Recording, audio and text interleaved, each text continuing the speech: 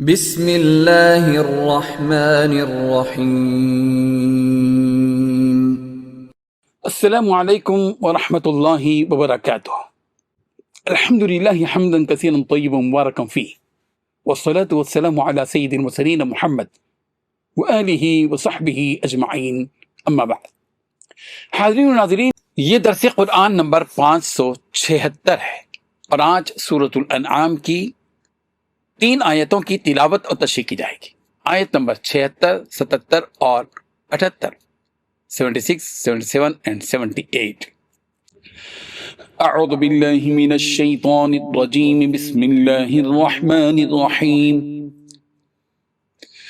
فلما جن علیہ اللیل رأى کوکبا قال هذا ربی،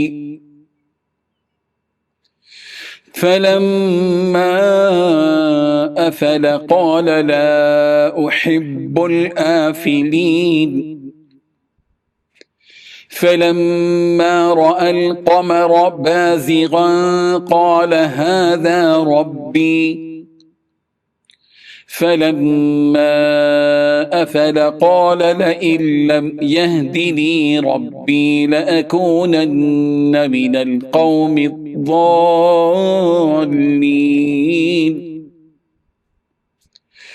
فلما رأى الشمس بازغة قال هذا ربي هذا أكبر، فلما أفلت قال يا قوم إني بريء مما تشركون، صدق اللہ العظیم۔ لفظی ترجمہ یوں ہے، فلما پھر جب، جنہ چھا گئی، علیہ اللیل اس پر رات، رآ تو اس نے دیکھا، کوکبن ایک ستارہ، قال کہا ابراہیم نے، ھذا ربی یہ میرا رب ہے۔ فلما پھر جب، افلا وہ غروب ہو گیا، قال تو کہا ابراہیم نے، لا احب الآفلین میں محبت نہیں کرتا غروب ہونے والوں سے۔ فلما پھر جب، رأى القمر دیکھا اس نے چاند کو، بازغاً چمکتا ہوا، قال تو اس نے کہا، ھذا ربی یہ میرا رب ہے۔ فلما پھر جب، افلا وہ غروب ہو گیا، قال تو کہا، لئن لم یہدنی اگر مجھے ہدایت نہ دی ربی میرے رب نے، لأکونن تو یقیناً میں ہو جاؤں گا، من القوم الضالین گمراہ قوم میں سے۔ فلما پھر جب، رآ دیکھا ابراہیم نے، الشمس سورج کو، بازغاً جگمگاتا ہوا، قال تو کہا انہوں نے، ھذا یہ ربی میرا رب ہے، ھذا اکبر یہ سب سے بڑا ہے۔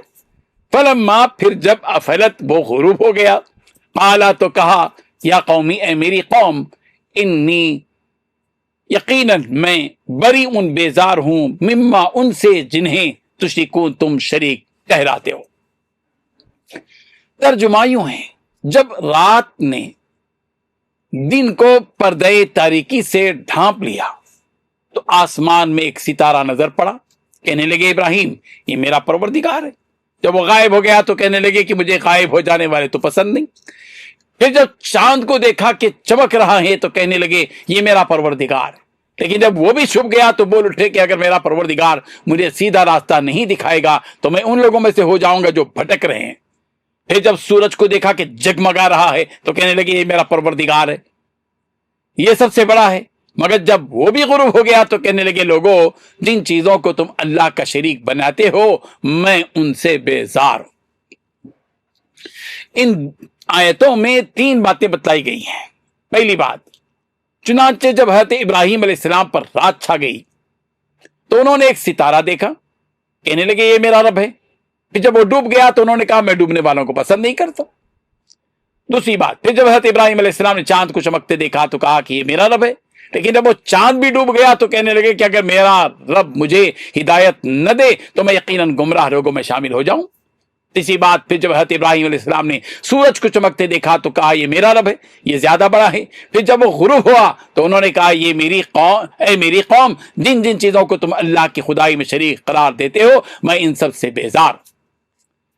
حاضرین و ناظرین، ہم روزانہ ہی ستاروں کو دیکھتے ہیں کہ وہ رات کے وقت چمک رہے ہوتے ہیں، اور چاند کو بھی ہم دیکھتے ہیں، نہیں سورج کو بھی دن کے مختلف اوقات میں دیکھتے ہیں، مگر اصل دیکھنا تو وہ ہے جو حضرت ابراہیم علیہ السلام کا دیکھنا ہے۔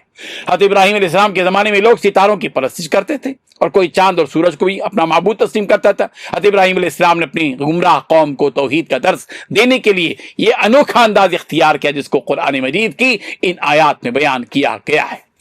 اس واقعے کو سننے سے پہلے بنیادی طور پر یہ معلومات بھی ہمارے ذہن میں رہنی چاہیے۔ علامہ ابن کثیر رحمۃ اللہ علیہ لکھتے ہیں کہ ابراہیم علیہ السلام کی قوم اور اس کے آس پاس کے لوگ ستاروں کی پوجا کرتے تھے، اور بالخصوص 7 ستاروں کی پرستش کرتے تھے۔ دمشق کے اس وقت 7 دروازے تھے، اور ہر دروازے پر ایک ایک ستارے کی تصویر لگا رکھی تھی۔ ان دروازوں پر میلے لگتے تھے اور لوگ نذرانے چڑھاتے تھے۔ جو واقعہ پیش کیا جا رہا ہے ہو سکتا ہے اسی دمشق کے علاقے میں پیش آیا ہو۔ واقعہ یہ ہوا کہ حضرت ابراہیم علیہ السلام کو ایک چمکدار ستارہ نظر آیا۔ وہ مشتری یا زہرہ نامی مشہور ستارہ تھا۔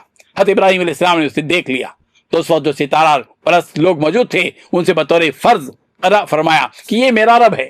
حضرت ابراہیم علیہ السلام توحید پرست تھے، مگر اپنی قوم کو قائل کرنے کے لیے وقتی طور پر ان سے کہا کہ یہ ستارہ میرا رب ہے۔ تھوڑی دیر کے بعد جب وہ ستارہ چھپ گیا تو حضرت ابراہیم علیہ السلام نے کہا کہ چھپ جانے اور غروب ہو جانے والوں کو میں پسند نہیں کرتا۔ ایسی چیز کیسے اس قابل ہوگی کہ میں اس کی عبادت کروں؟ اس کے بعد چاند نظر آیا، اور چاند تو ستارے سے بڑا ہوتا ہے اور اس کی روشنی بھی خوب بہت زیادہ ہوتی ہے۔ اس کو دیکھ کر حضرت ابراہیم علیہ السلام نے کہا لوگوں سے کہ یہ میرا رب ہے۔ پھر جب وہ چاند بھی غروب ہو گیا تو اس مرتبہ فرمایا کہ اگر میرے رب نے مجھے ہدایت نہ دی ہوتی تو میں گمراہ ہو جاتا، میں گمراہ لوگوں میں سے ہو جاتا۔ یعنی جو چاند ذاتی طور پر ایک حال پر باقی نہ رہ سکے وہ معبود کیسے ہو سکتا ہے؟ پھر جب سورج نکلا تو جو اپنی چمک اور روشنی میں ستاروں اور چاند سے بھی بڑھ کر تھا، اور ظاہر ہے کہ سورج سے بڑھ کر یا اس کے برابر کوئی ستارہ تو ہے ہی نہیں، اس لیے حضرت ابراہیم علیہ السلام نے لوگوں سے کہا کہ ھذا ربی ھذا اکبر، کہ یہی میرا رب ہے اور یہ بہت بڑا ہے۔ اس کے بعد حضرت ابراہیم علیہ السلام نے سورج کے غروب ہونے کا انتظار کیا۔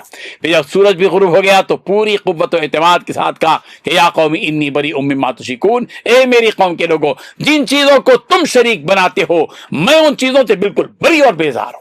حضرت ابراہیم علیہ السلام نے قوم کو اس حقیقت سے باخبر کر دیا کہ جن چیزوں کو تم پوجتے ہو وہ تو میرے رب کی مخلوق ہیں، اصل معبود اور حقیقی رب تو میرا اللہ ہے۔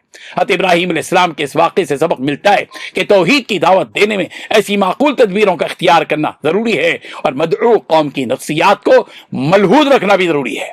ایسے لب و لہجے میں دعوت دینے سے بات کو دل میں ایسا لہجہ جب آدمی اختیار کرتا ہے تو دعوت دینے میں ظاہر بات ہے کہ وہ بات جو بات کہی گئی دل میں اتار دیتی ہے۔